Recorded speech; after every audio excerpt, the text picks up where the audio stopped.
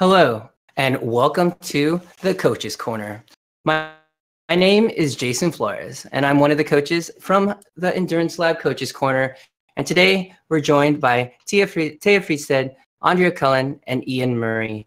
These are all coaches from the Endurance Lab. If you want to know more about the Endurance Lab, head over to endurancelab.fit. But today we've got some really interesting topics here in the Coaches Corner. We've got lots to cover, so we're going to jump right in.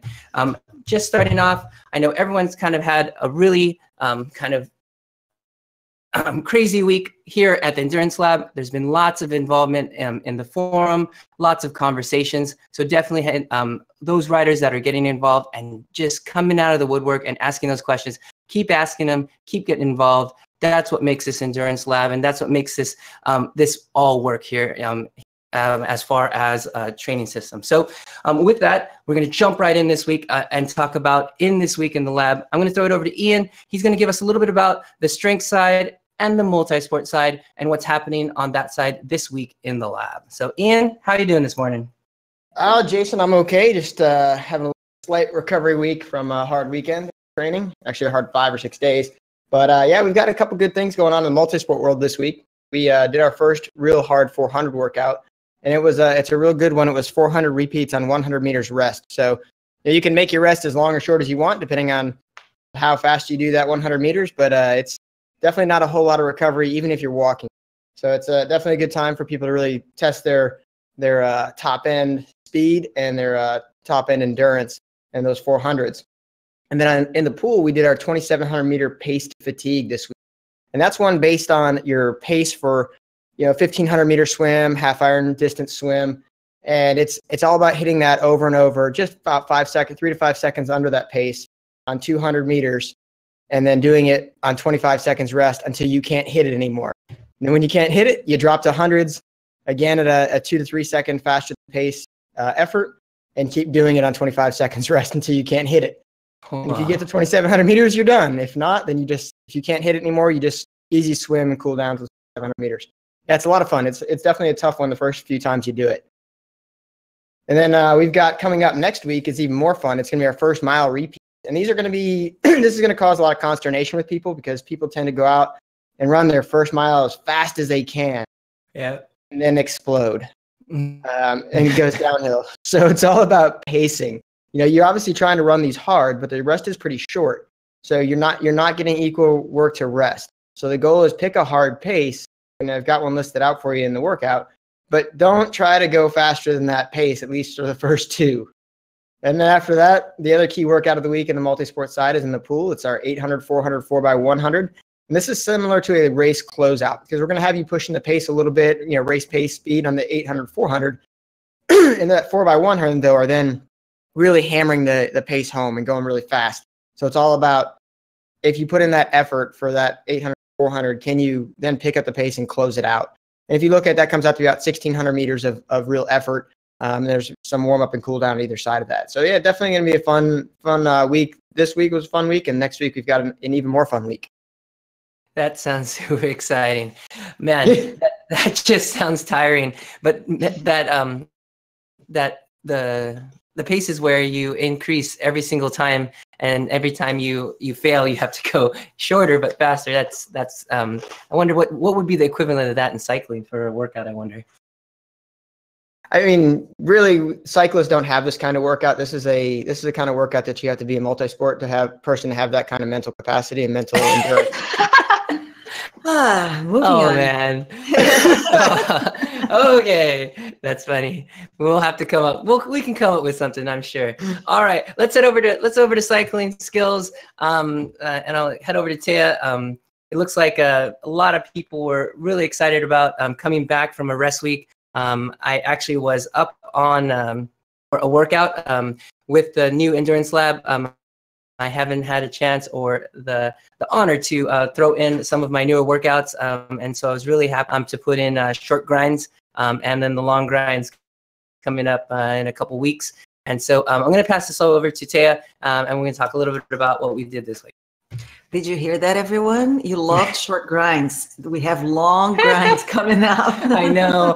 I was just thinking about that too. I was like, wow, everyone really enjoyed it. I'm like, in 2 weeks, I don't think people are going to enjoy it. Oh, it's more fun. No, really, everybody, we got lots of great feedback on the short grinds workout. So the workout simulated shorter hills, which is something that very commonly done by our athletes. You know, not everyone is out climbing long mountains all the time. So when people start coming out in this time of the year, in the spring here for the Northern Hemisphere, chances are they're going to be doing rolling hills, shorter hills, maybe they're 10 minutes long, etc. So short grinds workout was perfect for that. And there was a 1 minute out of the saddle interval included in that workout to really teach the body to be able to efficiently accelerate out of the saddle. And again, you know, we've been incorporating out of the saddle drills quite a bit in this lab and also previous labs. And we're seeing now, as a result, many of our athletes who were not able to be out of the saddle for more than 5 seconds now doing a full minute or 30 seconds. So we're getting that feedback as well. And if this is your first lab and you're starting to do these out of the saddle drills, don't be discouraged. Keep doing the core workout and keep at it. Even if you stand for a couple of seconds and sit down, you know, in the next time you stay a little bit longer. So we also worked on anaerobic steps, which was a longer version of the VO2 workouts that we've been doing in the past couple of weeks. So we're spending a little more time in the VO2 zone, but also, you know, having not as much of a harder VO2 baked in the middle there, just to get the legs fatigued and then going back to higher VO2 at the end. This weekend, breakaway intervals, that's a tough one. That's race-based. That's a little bit relentless, but it is, you know, 10 minutes at a time. That's going to be also a pretty interesting one that you start really hard and have to hold the pace as you would in a race to keep that gap. So yeah, so we have also a lot of athletes starting their outdoor events, sportives, training races, and races. So we're going to have, I'm sure we'll have a lot more to talk about next week. Yeah, the workouts this week definitely had a really good combination coming back, having people rested. This weekend or towards the end of the week here, we had the breakaway intervals, and the anaerobic steps are huge just to really open up that VO2. A lot of riders were looking to kind of open up their top end, and this really challenges you. I remember doing this workout outdoors and almost wanted to give it the not recommended because there were a few times where it felt like I was going to black out. So that's a good workout, right? But you didn't black out, Jason, so that means you could have pushed a little harder. That's right. I knew Ian's got it there. So there was a little bit more, you know, you just make sure you choose a quiet street. There was a couple cars that I should have chose something a little bit more quiet than where I was at, but it's definitely a tough one. It's got to be a hill though. It's got to be something climbing. So I've got a good 5-minute hill by really well. So really trying my effort to kind of demonstrate that these can be done outside and make sure that they are usable. And use of the Garmin outdoors is definitely working for me. So that's great. All right. Remember, like so Jason just said, pick a dark, dangerous street with lots of cars to do this. A dark alley, and you're just going there with your bike, looking around. You know, like you're gonna 5% do something. Yeah. Wearing your $20 bill shirt. Yeah. So, all right, let's jump over to in the lab. So in the lab, what we're going to cover are some hot topics that we've got in the forum. If you haven't visited the forum, check over at endurancelab.fit. Click over to the forum, get your login, and check it out. There's a lot of public portions on there, but for our lab riders, you get access to the coaches in the forum and are able to ask questions, to interact with other riders about kind of how the weeks are going, and if you have from there. So I'm actually going to jump over to a pretty broad question here. I'm just going over to Andrea, and it's going to bring in a question that we had from one of our riders, and specifically it was about nutrition, kind of globally talking about calories and that sort of thing. So we're going to start with Andrea. We're going to get her lovely voice in here to just give us a nice little summed up overview, give us some direction, give us some things that we should be thinking about on and off the bike, and how we can make sense of all of this nutrition stuff with our cycling and training. So Andrea? Great. Hi, everyone. Mike P has an interesting question on the forum under the sports nutrition section, and he's saying that his main goal at the moment is to shred body fat, and to help the process, he's set up a calorie tracker and he's aiming to lose 1.5 pounds per week. That's giving him a calorie number, and he's got a bit of confusion about how to add in about the additional calorie expenditure from training that's calculated by Training Peaks, or Garmin will do it as well. So I suppose first you have to put more context around what are the goals. So if we generalize this, because a lot of us want to get lean and strong, we improve our strength power ratio, which is great on the bike and in all aspects of triathlon as well. First you need to find out what is your body fat percentage and how accurate is the method that you're using to test it. There's errors in pretty much all methods of analyzing body fat. I think a scientist that I was talking to about this once said, well, the best way is to just take the human body, pulverize it in a giant blender, and then break down what percentage everything is. So there's sort of a limitation to whether we're using DEXA, whether we're using bioelectrical impedance, whether it's whole body or just the stand-on scales, whether you're using the calipers, the Harpenden, which would be the better one. In the clinic, I use bioelectrical impedance, and I have a body stat, which is a whole body. So we're sticking electrodes on the feet and the hands. So it's not just shooting a current from the feet up through the waist and down again, which a lot of the scales that you're standing on does. I still know that that isn't 100% accurate. It's going to be changed by whether the athlete has been training, whether they're hydrated, dehydrated, recovering from training. It does give me markers of their cell health as well, which is quite interesting, and other hydration stats. But we have to know that we're looking more so at the trends. You know, most of us know when we look in the mirror whether we're overweight or over fat or under fat. So where are you, and what is weight? Are we trying to lose weight and body fat? Are we trying to gain weight and lose body fat? Are we trying to just lose body fat and maintain weight? This is really important. And we need to set realistic goals. If you consider what body fat looks like, a pound of butter, for example, that's metabolically very challenging for your body to lose. And a lot of the time when we start on a diet, or especially if we're doing endurance type training, we may get quite a rapid loss in body weight. And I'm really sorry to burst the bubble, but that's usually water. No. Yeah, so when you come back and you've lost like 5 pounds from a cycle, I'm sorry. Actually, technically, you're fatter. Yeah. So, you need to set realistic goals, and then it's about our diet and our training and slow, consistent, steady progress. Losing body fat and gaining muscle while doing endurance training is actually one of the more challenging scenarios, because endurance training, if anything, can lose us muscle mass. And that's something that even, for my boyfriend who does Ironman, we'll frequently check his body fat, not really to look at the body fat percentage as much as checking that his nutrition is dialed in right, so he's not losing muscle mass while the training intensity is very high, because that muscle is your power, which is really, really important. So protein in the diet is very, very, very important to maintain your muscle mass. Training and getting some weight training in does encourage of your muscle mass, which will then assist the body fat loss. Am I making sense so far? Yeah, I think so. You broke up a little bit at the end. I think it was that you were wanting to make sure that riders were doing a little bit of strength training to make sure that we were not having a muscle loss during our endurance training. This is where we left off there. Yeah. So I hope I'm not going in and out, because sometimes my reception's going here.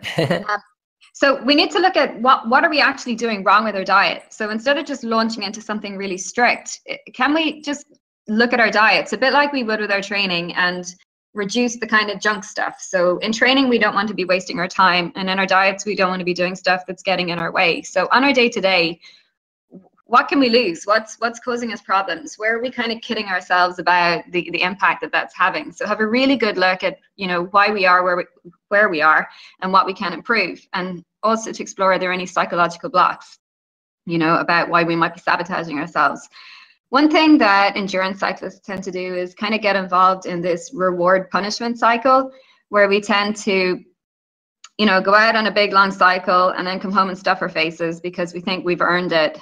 And also we'll tend to be really strict on ourselves and then go absolutely crazy at the other side. So it's trying to pull a bit of evenness in that, and definitely not to be underdoing the nutrition when you're training and overdoing it afterwards. Our fuel during training is actually really important because that's what's maintaining or gaining our muscle, which is then helping us the rest of the time. So don't get involved in starving yourself during the harder, longer, or more intense training sessions. Fuel those well, recover from them well, and then rein yourself in the rest of the day. So that means good fueling before. If it's a long cycle or a hard cycle, to get some fuel in during, preferably from real food, and then afterwards get your recovery in, and then maybe go to the chicken and salad or the fish and salad, or keeping it a bit leaner the rest of the day, because then you're supporting your training. I think, Andrea, one of the things that you're hitting on there is definitely something that people need to look at. And I've dealt with people when they do I only eat salads all the time and I can't lose weight. And then you look at a salad, it's got croutons, ranch dressing, cheese, and all stuff that's not really helpful. And then if you watch them, you'll notice they only eat salads all day and they only have their shake in the morning and they eat a very healthy dinner. And then they don't notice they're eating a 4-pack of Oreo cookies. They're eating, a handful of peanut M&Ms. They're eating, they graze on small things, but don't count that because they're not technically eating the full serving or eating that. But it's all that adds up, and I think people kind of forget that. Yeah, I wrote down on my list, it's turning a blind eye on the regular food culprits. That's exactly it. You need to have a good hard look at what you're doing every day. Is like salads in America amaze me. I ordered a salad when we were in Texas last year, and it had 2 ribeyes. I think it had a whole block of cheese on it and crouton. And I'm like, what? This is 3 dinners. Okay, it's called a salad. Whoa. Easy now. 3 dinners for you, not for some of us. So yeah, it's looking at the dressings. It's looking at where the cheeses are coming in. What is a portion of nuts and seeds? It's a small little bit that'll fit in your hand. It's not a whole packet. So right. Yeah, there's looking at what's not helpful for us and needs to be removed. What's healthy for us, but is in too vast a portion.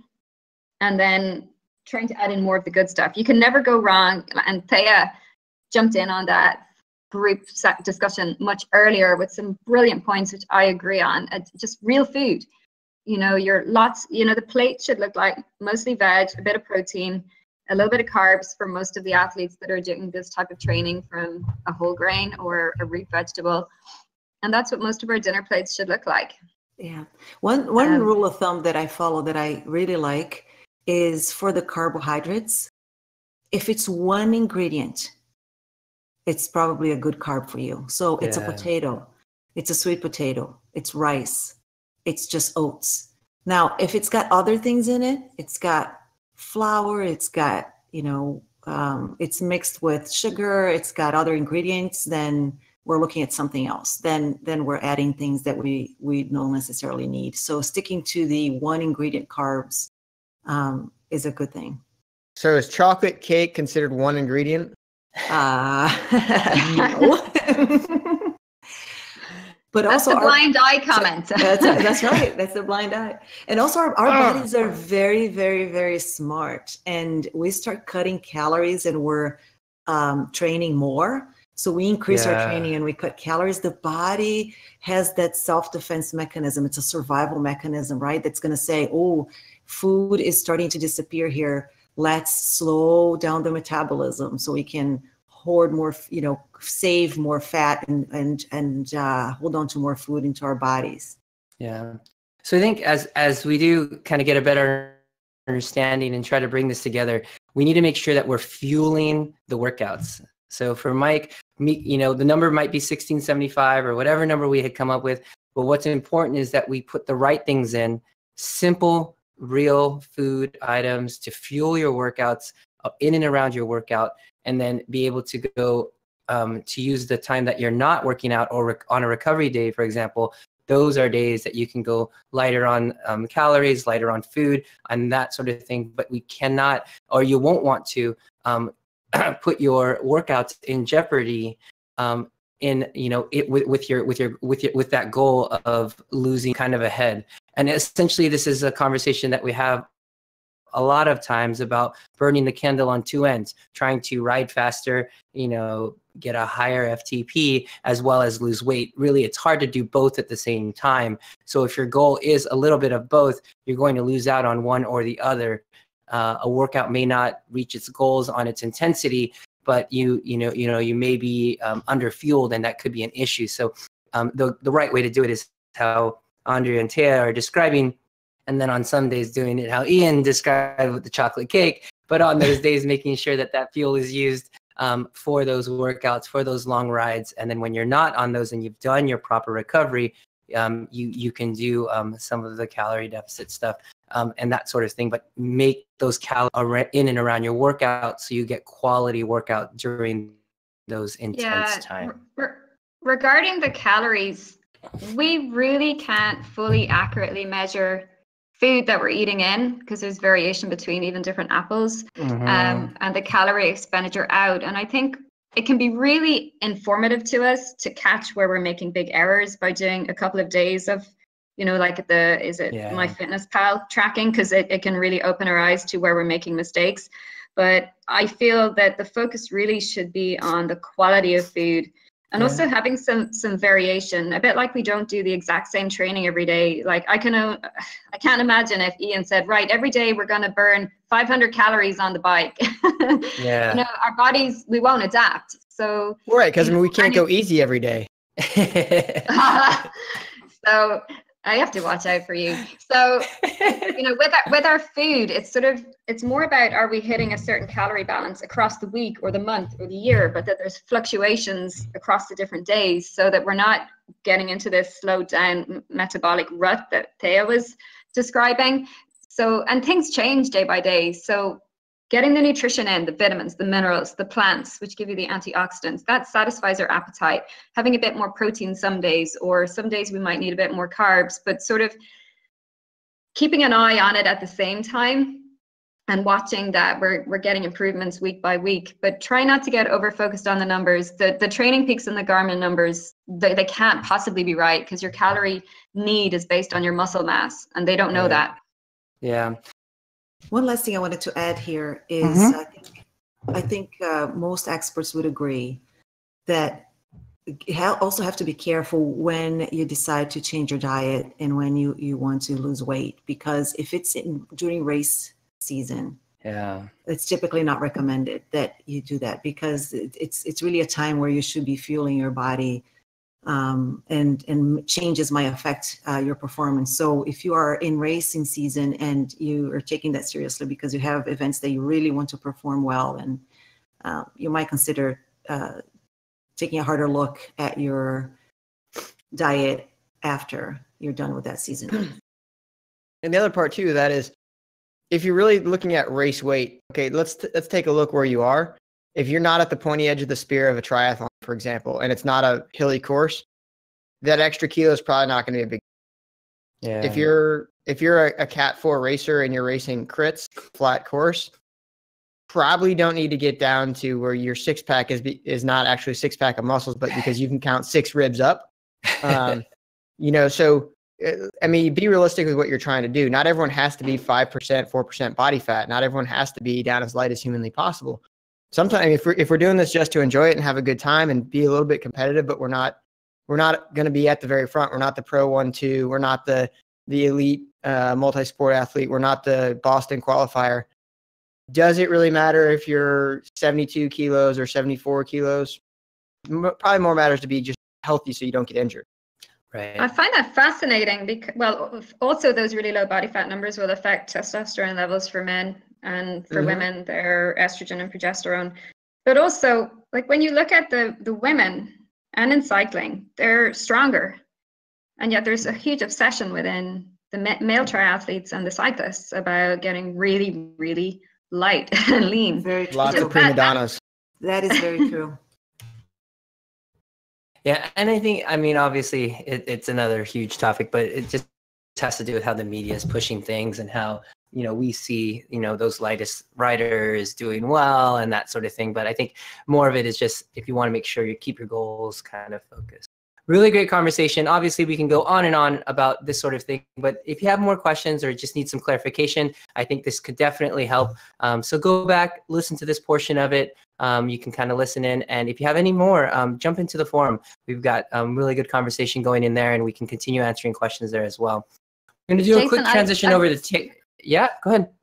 I've put a picture up on the bottom of that discussion about how do I choose my macros that might help people. Awesome. No, that's great. Yeah. So head over there. Really good kind of breakdown of protein, carbs versus fat, and the very specifics there. So really great infogram, or actually it's actually words. So check that out when you get a chance in the forum. Okay, so let's switch over. I'm gonna transition over to Taya here. We're headed back into a work week. A lot of our riders just came off a recovery week. So we're gonna answer a couple questions that had came up about how to handle when things kind of don't go the way we planned or something happens. We've got some riders getting sick with the different parts of season and weather that they're in. So we're gonna talk a little bit about that. And Taya's gonna bring in a little of those topics here from the lab. All right, Taya, go for it. Thanks, Jason. So when workouts don't go as planned, I think a good rule of thumb here is take a systematic approach. So let's say that you're doing your workout and it feels extremely hard and you're just suffering through it, and you're, you know, saying nice things about the coaches as you're doing it. But then ask yourself, were you able to complete that workout? If the answer is yes, then that to me indicates that yes, you probably had tired legs, but it's not a fatigue to the point that you should be taking a rest, you know, longer rest after that workout of more than a day, because you're able to complete it. So it is part of your training and adaptation to have to work hard and suffer through it, to then be able to, you know, have the necessary stimulus in your body to then recover and get stronger. So, but then let's say that you did complete the workout, but you couldn't quite hit the targets, but you were within, let's say, 5% of the number. That's okay too. Were you a little bit lower on the intervals? That's okay. You completed the workout. Again, you're doing well. You're fine. The next day is probably a recovery day. Move on. Now, if it's a little harder than that, and so you took a look at that day, and perhaps you weren't able to complete a workout. It was too hard for you, and you just stopped in the middle, or you just decided that you just couldn't finish for whatever reason. Then you take a look at not only that day, but then what were the hours leading up to the workout like? Are you working out in the evening? How was your day? Were there other things that could factor in to the fact that you couldn't complete the workout? Or maybe take a look at the day before, or even that week. So a lot of times there are so many external factors that cause us to not perform well on a bike. It could be stress, it could be nutrition. Very often it is nutrition. Things that could be sapping your energy. And I see this all the time in the forum. Sometimes people come in and say, gosh, you know, I'm not able to complete the workout. I don't know what's going on. The important thing here, I think, and I know we talk about this a couple of times, and we've been on the subject of fatigue before, but the thing to keep in mind is to not get discouraged. And don't take that one workout that didn't go well and say to yourself, you know what, I'm not progressing. This is terrible. You know, don't see it that way, because it's just that one event, or it's just that 1 week. And really, when you take a harder look at what else is going around your life, you will find out that chances are there's other things influencing it. And it could also be that you've been doing some back-to-back workouts, or you went to an outdoor ride thinking it was going to be an easy one, and it was a harder one, and boom, all of a sudden you look at your week and you had 4 straight days of hard days without even realizing. So just something to keep in mind. And we're always happy to talk about it in the forum as well. The other thing I wanted to bring in related to fatigue is the mind. So we have some good videos on, mental fitness for endurance athletes, and we can bring those back in here from Nate Last and post those on the forum. But the mind is, we all know that there is a correlation between mind and the power output. I think instinctively, right? Without having to be scientists, we can read about it, but the truth is there is a connection. And the mind is responsible for preserving your body. And so the mind will tell you to stop before you come to a point that is considered catastrophic failure, a catastrophic event. So you're not going to be working out to the point of failure. You're not going to be running out in the heat until you just fall dead on the side of the road, right? Your mind is going to say, hey, stop here, stop here. But know that your mind can also be pushed further a little bit. So you can have that conversation. So the mind is constantly assessing what's going on in the body and making decisions in real time, every second of your workout. And so it's okay to feel tired and to say, I think I need to stop. I can't do this. But then talk to yourself a little bit and say, you know what? No, you can't. Just finish this one. And that's also why we do training, because the mind has it seared in it exactly what the body can do. So the body learns very quickly how hard you can go. And this is when you go outside and you work hard, it kind of translates into it. That's why we train. So we train to sort of like push those boundaries a little bit more of the mind body, and to say, I can do this. And then you get comfortable with it and you go out and you work hard. Any comments on that one before I move on to missed workouts? Yeah, I felt like you're just describing my week. Yeah, this can definitely get a lot. This is the kind of the unknown factor. A lot of us are learning. You may be new to Training Peaks or just new to structured training, and you feel like, oh, I should be able to get on, at the end of the day, early morning, and bang the workout out and hit the targets every single week, every single day, day in, day out. And it can be tough. And these are all the factors that can run into our lives. It's the stress factor that Training Peaks can't account for. It's the fatigue that none of our apps can tell us. It's stuff that we need to know. One thing that you do have on your side is that you have us as the coaches, one, as a soundboard to ask questions, two, in the planning of the weeks and the workouts, we cycle people off where they're doing hard weeks. And for example, last week, a rest week. And again, this week, a more intense week. You're cycling that off, because more often than not, when we do pick up a new athlete, you'll find someone and you'll ask them, when was your last kind of rest week or your off time? And they've just been on the throttle for 4, 5, 6 weeks at a time or more, and they just never rest. And then that's fatiguing in itself. So this is a huge topic. So definitely look at your training, look at your, kind of digest of, what workouts, and go back and make sure that you're taking that time off, both mentally and physically. And you got to have the conversation with your coach too. Like my jerk of a coach put me at really hard stuff the last, like Friday, Saturday, Sunday, Monday, Tuesday. And so on Wednesday, I was completely shattered as I tried to do the workout. And I wasn't even on that, how Taya described it. I was so far from hitting my goals that it wasn't even, I shot the moon. I went 0 for 20 on stars. Yeah. It was awesome. I didn't even get my recovery stars. So, you got to have that conversation with your coach to say, hey, okay, that week that you put out to shatter me did shatter me. And so now I need to back it off a little bit, even though we didn't plan a recovery week this week. And that's just where you have to take it. And if you don't have that open dialogue, your coach doesn't know how you're feeling. They'll just look at numbers and go, hey, what's going on? Yeah. That's where I guess a conversation about training logs and open conversation with your coaches is really important. That's one of the forum's strengths, where you can get on and ask questions, and we are available, and not just one of us, but everyone is available. You can tag any of us to talk about. So really great. You had one more point here, right, Tia? Yes. Yeah, missed workouts happens to everyone. We all have things going on. So general rules here. And again, we can address those separately as well in the forum. But typically, if you miss 2 or 3 days of workouts, then, and it's, maybe you just, it's something that came up, a trip, or you weren't feeling that great, but now you're feeling better. So 2 to 3 days, you can typically pick back up where you left off, and or you can just continue on the week as planned.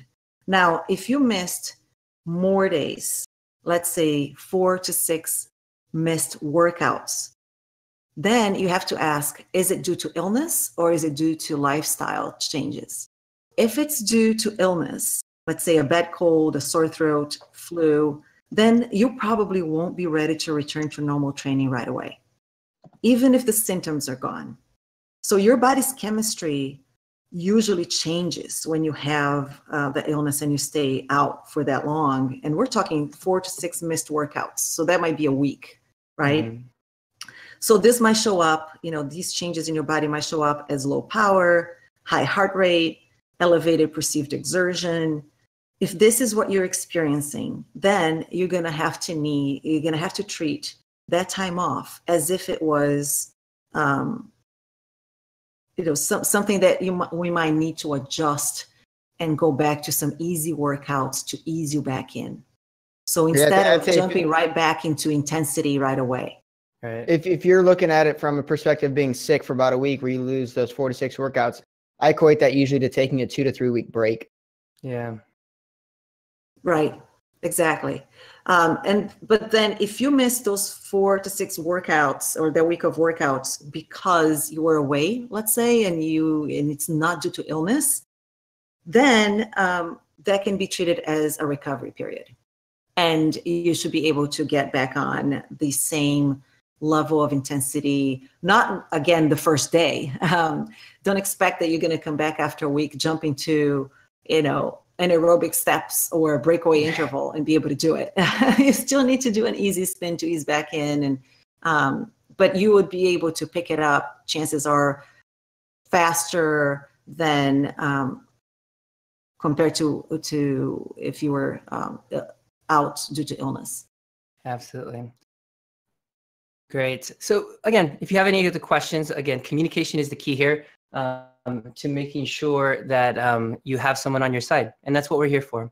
So great topic there. I'm going to make a quick transition over here as a lot of our riders are headed outdoors and getting their bikes off their trainers and back onto the roads out there. There have been some conversations about the different things that we can have to make sure that our rides are uninterrupted. And as we move out outside of our pain caves, some things that we should make sure that we have. So I'm going to get it over to Ian. He's going to talk a little bit about bikes and tools and the different repairs that we can do on our bikes when we don't have that support vehicle behind us that has a spare bike for us. That's how Ian rolls. That's why. No, that's not accurate. I have 2 spare bikes. I have a wheel change guy and my masseuse in the sport car. Rolling massages are great. No, rolling. Yeah, I don't get my hands dirty. Are you kidding me? No, it's really important when you're going on your long rides, and actually any ride where you're going to be more than walking distance from your house. If you don't want to have the phone call of shame to ask someone to come pick you up, or the phone call to a friend, you don't want to have that phone call to a friend to have them walk you through how to change a tire or change a tube as well. You really want to be able to be self-supportive as best as possible. So that means on the bike, you need to carry at a minimum a flats kit. And so you're going to want to have, if you're riding a road bike, you need to have a CO2 system. And why I say that is because all the mini pumps, for the most part, are great at getting you up to about 25 or 30 PSI. Most cyclists, again, this is most, and triathletes included, do not have Arnold Schwarzenegger arms and then therefore cannot pump their tires up to 85, 90 PSI. At best, you're probably going to get to 40 or 50 on a mini pump. And that's just going to be enough maybe to get you home, hopefully not to cut down a sidewall. Continue. You're going to want to carry probably 2 cartridges. And I always say 2 because if you carry one could be bad, or you might not quite screw on the inflator valve correctly. And you want to make sure when you buy cartridges, if you have a screw top for the inflator valve, that you buy threaded cartridges. Otherwise, it's not gonna work for you. You also want tire levers, 2 to 3. So if you're good enough to do it with 1, great. But most people need 2 to 3 tire levers to pop the bead of the tire be able to get access to the tube, unless you're using tubeless, which that's a whole nother discussion. I do recommend most people take a patch kit with them in the event that you puncture more than once, which I had my all-time record was 4 or 5 punctures in one ride. Yeah, I had an embedded piece of glass that I couldn't find.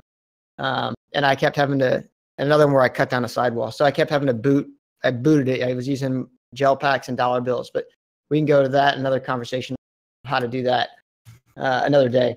And then obviously you're going to have a spare tube or two. Most bags will carry 1, no problem. Some can carry 2. Depends on what you really want to do, how long you're going for, how big of a bag you want. If you're on a touring bike, then you're probably okay with it. If you're on a fast road bike, you're probably only going to want 1. And then along with that, you probably want a multi-tool.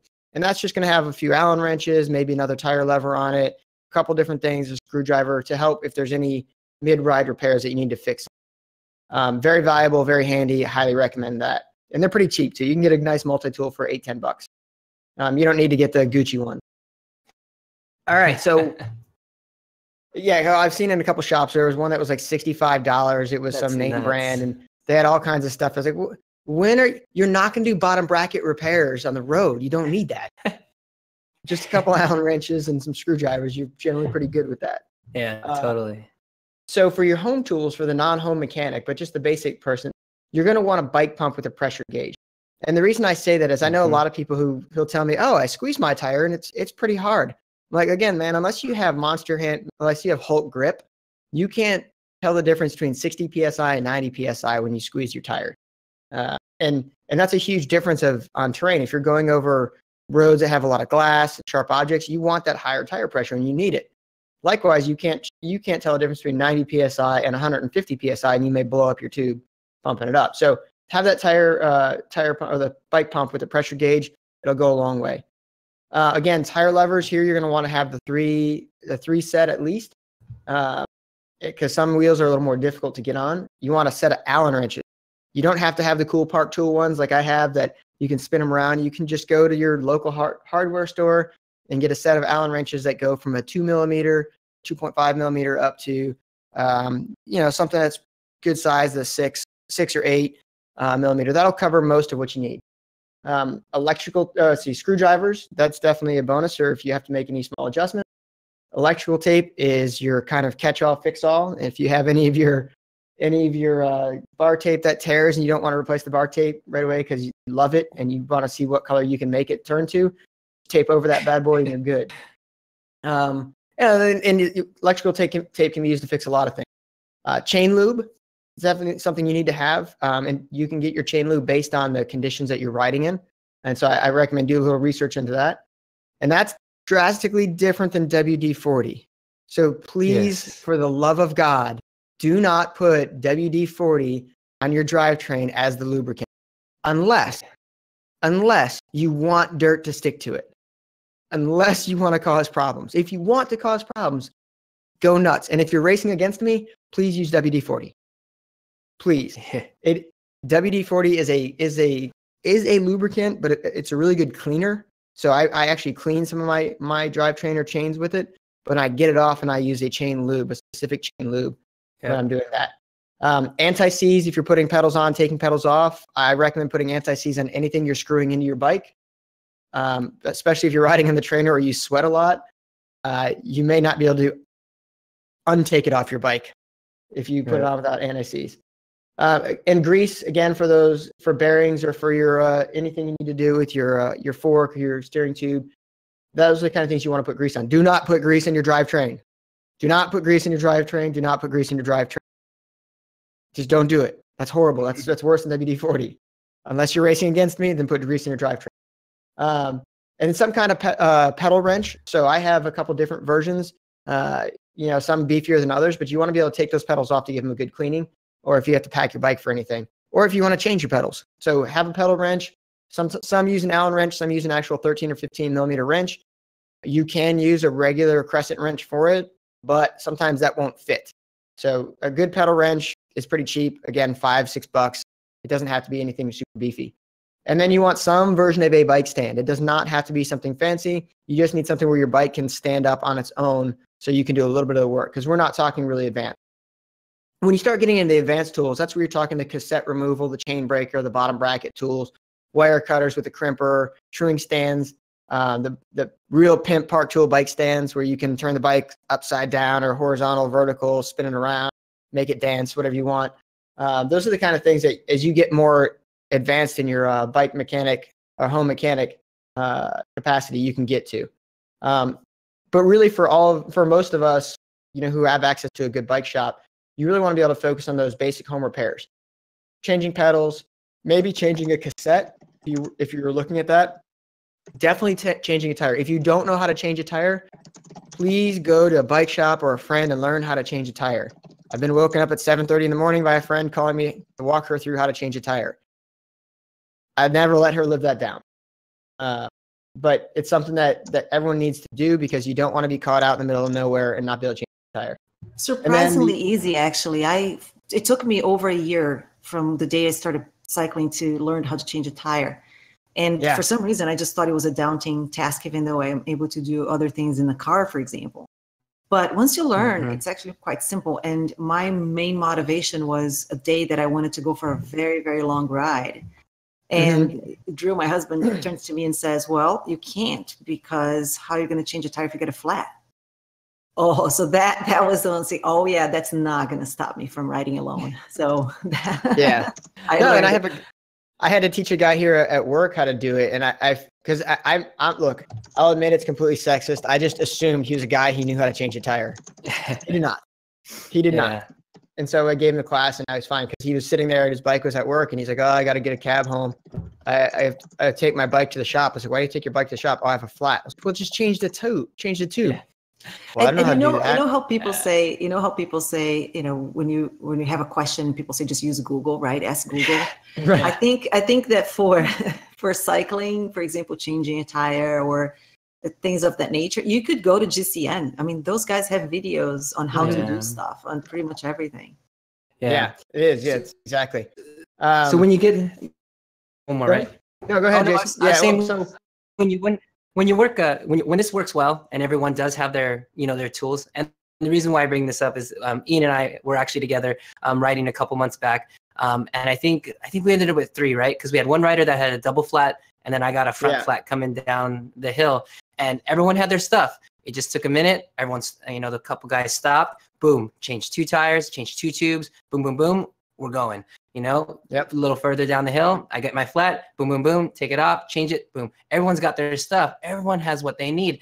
And what happens when a group of people, everyone has all their stuff, but more or less, you've got 2 tubes. You could lend one to someone, and everyone has what they need. I've got a really close friend of mine that I ride with here, and he doesn't bring anything. And his name rhymes with one. And so it's Schwan Schwan. And it's so it's so wait, annoying. I know that person. Yeah, it's so, and we all have this person in our group rides. They've got no saddlebag, they've got nothing in their seats, they didn't bring enough food to eat, and you're like, what are you doing here? So it's super annoying. But I just wanted to share that story. But when it does work and everyone has their stuff, it makes the ride and the group ride so much better when you do have to stop. And everyone's not like, we got to stop for 30, 40 minutes. Anyways, go ahead, Ian. We had a standing rule that if you didn't bring stuff and you flatted and we had to fix your bike for you, or if you didn't know how to do it and I had to do it for you, I wasn't paying for breakfast after the ride or drinks that night. There you go. So really quick, going on to the last couple things, there's some advanced repairs you can do. I don't recommend doing this unless you practice it on a bike, you're okay with messing up a little bit. And it's not that it's going to break anything. It just takes some time to get used to it and learn how to do it. So we're talking cable replacement, gear indexing, changing out your derailleurs. Bottom bracket's a little bit dicey and tricky. So I recommend taking that to a shop if you want, if you really want to make sure it's done right, and watch them do it. And then next time, maybe you can do it. But it's the more you can do on your own, the more time you're not having to spend in the car, the more time you're not having to take your bike to the shop, the more you're saving, and the more you know your bike. But if you don't know how to do this stuff, yes, you can YouTube it or Google it, but don't go from I don't know how to change a tube to I'm going to replace my bottom bracket in one day. So build over time. And lastly, where you're keeping your tools matter. matters. So back when I was a single guy, I had a friend of mine who moved in with me for a little bit because his family had already relocated while he was getting ready to move to a new duty station, and they sold their house earlier than planned. So he moved in with me, and he was asking where one of my pedal wrenches were, and I told him it was in the silverware drawer in the kitchen. In fact, it wasn't the silverware drawer; it was right below the silverware drawer. But I kept my bike tools in the drawer below the silverware, and I hung spare tubes and tires on the doorknob of the laundry room, and so for me, I was a single guy, so I did that. That would currently not fly in my house. So I highly recommend finding a place where you can put things that are not going to cause trouble for you. I have a separate bike room, so the bikes and the tools stay in there. And then they say separate from where the treadmill and the trainer are, but that's the bike shop basically. Some people call it an office. I call it a bike shop. So I have everything kept separate there, and it's organized for the most part. And it stays all in there. And I highly recommend doing that where you're going to keep your tools, because when you're getting ready for a ride and realize you don't have something, you need to make a quick repair, that's when panic starts setting in. But if everything's already in a good place, in a logical place, and you don't have to think about it, you can go get it. If you have to dig through your sock drawer to find your tire levers and go to the kitchen to find the CO2 inflator, and then go out to the kids under the kids' room bed to get the tire pump, it's going to cause more chaos, and you don't need that at that point. So just create a system that works for you. If that's your system, that putting your tire levers in your sock drawer, that's fine, but I don't recommend that. But definitely invest a little bit of money, not a lot, in your bike tools and your repair kits, and it'll save you a lot. You don't want to be that guy or that lady who has to call someone to pick them up because you got a flat. Now, if you flatted out 5-6 times, got it. But if you call me to pick you up because you had one flat and you couldn't change your tire, just prepare to endure a long drive home. That's funny. All right. So if you've got any cramps or any fatigue after that, you are not alone. A lot to think about there in that topic. So definitely go through and make sure that your bag is all checked out, and you are not that person who shows up at the group ride without the tools that you need to fix a flat. We're going to actually, we are running a little short on time, so we're going to jump straight over to the lab rat of the week. I know Taya's got a great one and a great story behind it. Why don't you let us know who's our lab rat? Who are we featuring this week? Who did some really exceptional work, Taya? Sarah King. So Sarah is out in Mallorca for a camp, and she has posted a wonderful picture of herself in a gorgeous view in the background. And she is having a great experience. So she mentioned how now, after 12 weeks of being in the lab, this is her second lab, she is very happy with the results and how what she's being able to accomplish during this cycling camp. So she was saying that she did one of the must-do climbs out there of 200 meters, and it's a pretty tough one, especially in the heat. And she said that she felt a big difference in her endurance on the climb, and she made her way up to the A training group, which is the fastest group. She calls them the serious speed demons, and she found herself second to out of the group to the top. So much to her surprise, and to be honest, I'm quoting here, much to my surprise and to be honest, to all the guys in the group, that she was able to do that. So, something that last year she could not have done, and she's able to hold a stronger pace for much longer. And so she's very happy and pleased with the results that she's having from training in the lab. But Sarah, really, it's your hard work that's paying off. So congratulations. We were all excited to hear your story.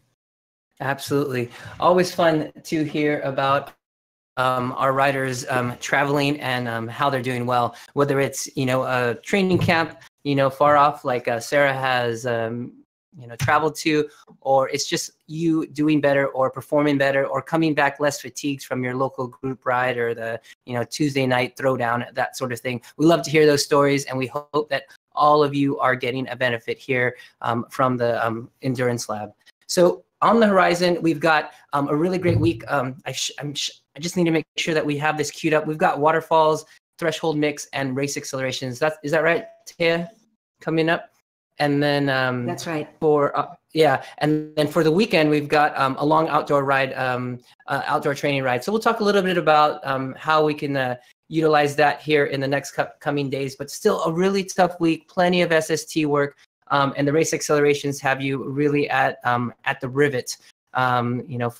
Four intervals of that. As far as strength workouts, we've got 2 times Tabata and our staple, our 15-minute core workout coming up in the next week. So great week ahead. Everyone's got a weekend coming up for this week. So definitely get outside if you can, if you've got the weather. If not, put a long ride in. Make sure that you are you're fueling that ride appropriately and that you're getting yourself ready for the week to come. Was there any last comments from the coaches? I know we covered a whole lot today. Yeah, so for next week is again a very intense week. So be prepared, be well fueled. That comes before a rest week again. And I will say that the first workout of the week, the SST waterfall, is a pretty tough one. So don't get frustrated with that one. Yeah, definitely. I just actually ended up doing this outdoors. I thought it might be a little bit more accomplishable, if that's a word. So I ended up doing it outdoors. It was, but in the end, after I got to the end of it, I kind of was what do you call it? Just demystified when and the reason why I think is because I should have probably increased my FTP a little bit to be able to really feel the end, because if it was supposed to be at the very ragged edge, it wasn't. So now I feel bad. I want to go back and do it again to make sure that I'm getting to it, because I'm probably was 5 or 6 off. So I may go back, but it's definitely challenging. So head out there. It's a great outdoor workout. If you've got a flat road, this could be a really fun workout outdoors as well. So, all right. So from our coaches, from Taya, from Andrea, from Ian, I want to say thank you guys for joining us here in the Endurance Lab every week. Week in, week out, we're here talking about the hot topics in the lab, what's going on in the week, answering your questions, and really just digging deep into our riders' lives, and you guys get a peek into our coaches' lives. So if you want to hear more about more episodes of the Endurance Lab Coaches Corner, head over to your favorite podcast app or YouTube and subscribe to the Endurance Lab. And from the coaches here, thanks again for joining in. We'll see you in next week in the Coaches Corner.